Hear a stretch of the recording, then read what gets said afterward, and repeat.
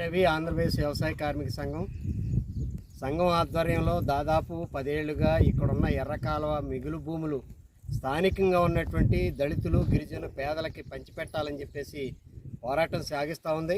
ఈ పోరాటంలో భాగంగానే కొన్ని భూముల్లో పంట వేసుకుని సాగు చేసుకునే పని కూడా చేస్తూ ఉన్నారు. ఈ ప్రాంతంలో ఉన్నటువంటి ఎర్రకాలువ రిజర్వాయర్ మిగులు భూములు 3500 ఎకరాలు ఉన్నాయి. ఇది భూములు ఈ రోజుకి కూడా ఇంతకుముందు ప్రభుత్వానికి అమ్మి డబ్బులు తీసుకుని వేరే చోట ఎకరాల భూములు కొనుక్కుని రెండో ప్రక్కన అక్రమంగా ఈ భూములు కూడా అనుభవిస్తూ ఉన్నారు. దీనికి బోర్లు కూడా వేశారు.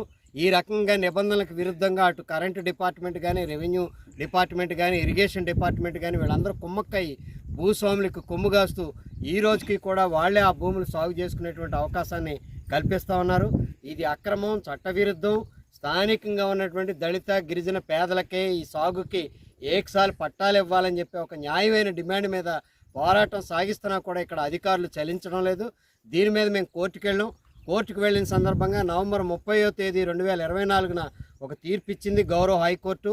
ఈ స్థానికంగా ఎవరైతే పేదలు ఉన్నారో దళితులు గిరిజనులు భూమి లేని పేదలు వారికి ఏకసారి పట్టాలు ఇచ్చే పద్ధతిలో ఈ భూములు సాగుకు అవకాశం కల్పించాలి, దానికి తగు చర్యలు తీసుకోవాలని చెప్పి ఆదేశిస్తూ కోర్టు తీర్పు ఇచ్చినప్పటికి కూడా ఈ రోజుకి కూడా కోర్టు తీర్పును కూడా ఖాతరు చేయకుండా ఇరిగేషన్ అధికారులు, రెవెన్యూ ఇతర అధికారులు కూడా భూస్వాములకి కొమ్ముగాస్తూ వ్యవహరిస్తూ ఉన్నారు.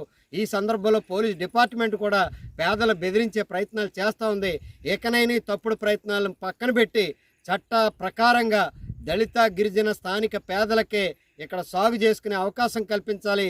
అలాగే బలహీన వర్గ పేద ప్రజానీకం కూడా ఉన్నారు, వాళ్ళకి అవకాశం కల్పించేలా చర్యలు తీసుకోవాలి.